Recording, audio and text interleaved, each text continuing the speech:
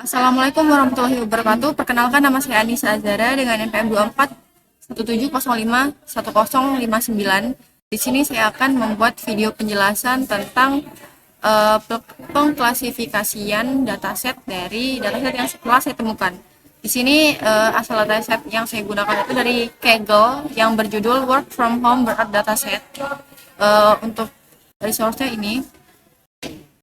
Jadi di sini tuh tujuannya untuk mengklasifikasikan tingkat burnout karyawan perusahaan menjadi 3 pengklasifikasian, yaitu low, medium, dan high. Lalu di sini gambar umumnya terdiri dari 1.800 baris data dengan fitur-fitur, yaitu ada 8 fitur, 10 ya.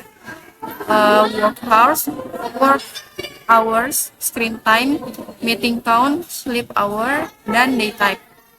Dan bentuknya itu ini: day type, work, screen time, meeting, breaks. Nah, lalu untuk targetnya itu ada low, medium, dan high. Lalu permasalahan yang ingin diselesaikan adalah menyelesaikan masalah klasifikasi untuk memprediksi tingkat risiko burnout seseorang, bahkan fitur-fitur pola kerja harian mereka saat work from home. Di sini pertama-tama saya itu mengimport library yang dibutuhkan. Di sini saya mengimport 4 library, yaitu yang pertama Pandas.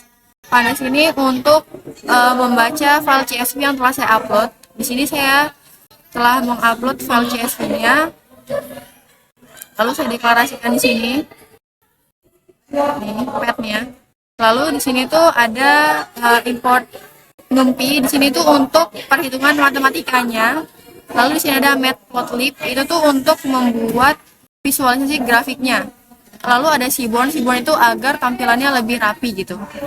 Nah, di sini yang pertama itu ada load, data cleaning, dan pre-processing. Yang pertama itu kita import dulu file CSV-nya dari Drive, karena saya menyimpan datanya di Drive.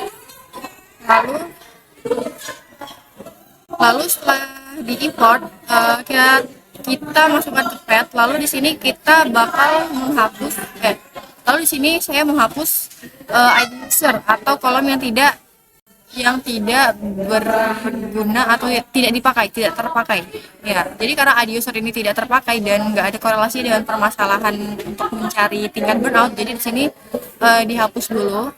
Lalu di sini karena di sini ada day type di sini kan dia bentuknya itu weekday sama weekend. Nah, jadi karena dia itu masih dalam bentuk string, jadi di sini diubah dulu jadi bentuk angka 0 dan 1 karena komputer hanya dapat membaca angka. Nah, jadi dari load, data cleaning, dan pre-processing ini lalu dilanjutkan dengan analisis data awal. Pertama-tama itu kita lihat dulu informasi datasetnya. Lalu kita visualisasi distribusi target risiko burnout. Lalu yang selanjutnya baru dicari hubungan jam kerja dengan risiko burnoutnya. Nah, di sini ada hasil grafik batang dari distribusi risiko burnout pekerja WFH. Di analisis data awal ini saya menampilkan 2 visualisasi. Yang pertama itu grafik batang yang menunjukkan distribusi dari variabel target. Cara bacanya itu sumbu horizontal. Sumbu horizontal itu menunjukkan kategori tingkat burnout, ada low, medium, dan high. Lalu di vertikal itu menunjukkan jumlah data setiap kategori. Jadi di sini terlihat bahwa mayoritas pekerja itu berada pada kategori low sebanyak 1.400 lebih. Lalu dengan jumlah lalu disusul dengan tingkat medium, lalu yang terakhir itu ada kategori high. Nah, dari distribusi risiko burnout ini tergolong cukup seimbang karena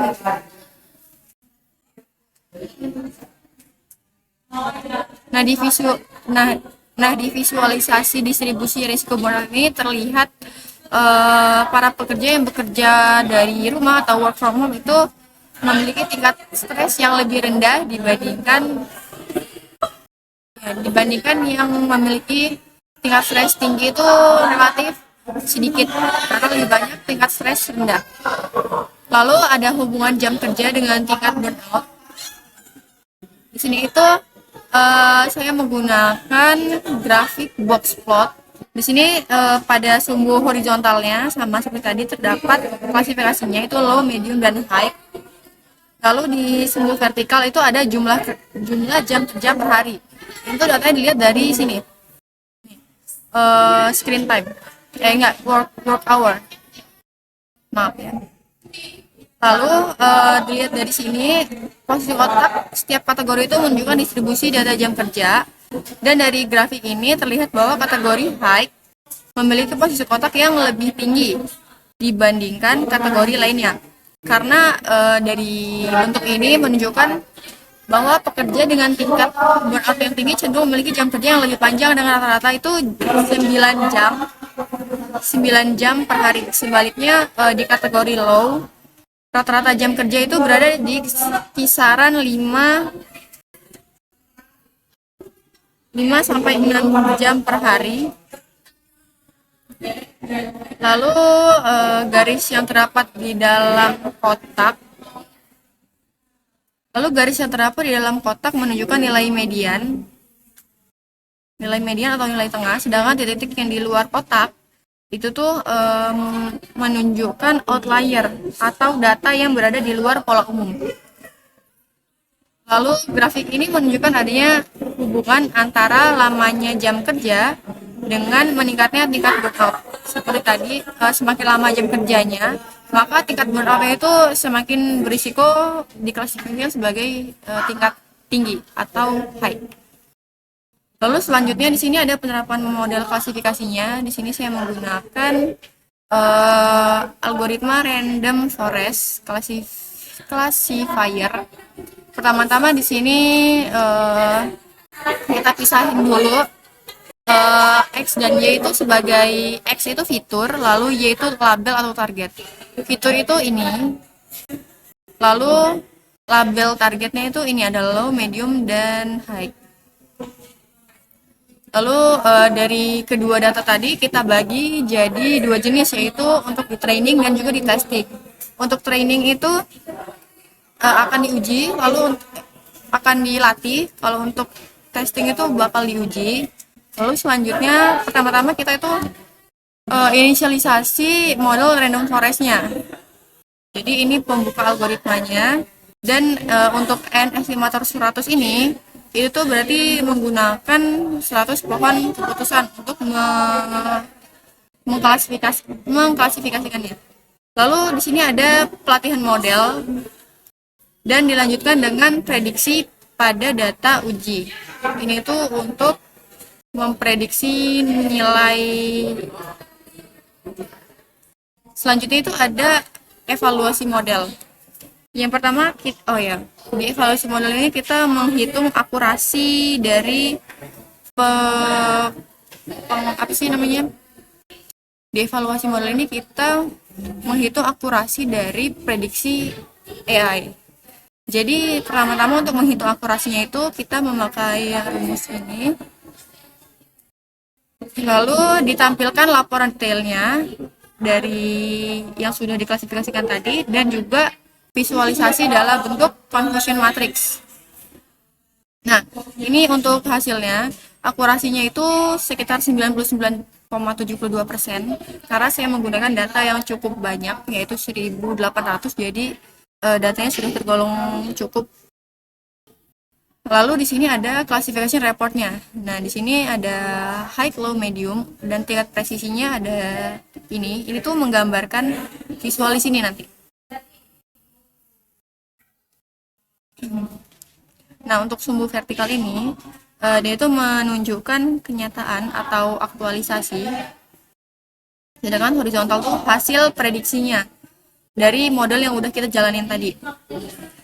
Nilai yang berada di diagonal utama itu dari kiri atas sampai kanan bawah, itu tuh menunjukkan jumlah prediksi yang benar. Nah, dari hasil yang ditampilkan ini terlihat bahwa sebagian besar dari data berhasil diprediksi dengan tepat, di mana setiap kategori seperti high, low, dan medium memiliki tingkat yang tinggi pada diagonal utama, Selain itu, hampir tidak ada kesalahan prediksi yang signifikan pada bagian luar diagonal. Dan hal ini menunjukkan bahwa model random forest yang digunakan memiliki performa yang cukup baik untuk pengklasifikasian model ini. Dan kesimpulannya itu berdasarkan tahapan pemodelan dan evaluasi yang telah dilakukan, dapat disebutkan bahwa algoritma random forest classifier sangat cocok digunakan untuk menyelesaikan permasalahan klasifikasi pada dataset work from home burnout ini. Dan model AI berhasil memprediksi tingkat risiko burnout pekerja dengan tingkat akurasi sebesar 99,72%, tingkat yang sangat tinggi untuk pengklasifikasian. Lalu dari hasil visualisasi dan evaluasi data, terlihat bahwa metrik pola kerja seperti tingginya jam kerja, work hours, dan durasi menatap layar berbanding lurus dengan tingginya risiko burnout. Jadi semakin lama jam kerjanya dan juga semakin lama menatap layar atau screen time saat bekerja, maka peluang atau resiko mendapatkan klasifikasi burnout high itu semakin tinggi juga. Dan mungkin diharapkan kedepannya model ini bisa diharapkan lebih lanjut oleh perusahaan untuk memantau kesehatan mental karyawan selama WFH agar beban kerja dapat disesuaikan sebelum karyawan mengalami burnout parah. Mungkin hanya itu yang dapat saya sampaikan, kurang lebihnya saya mohon maaf. Wassalamualaikum warahmatullahi wabarakatuh.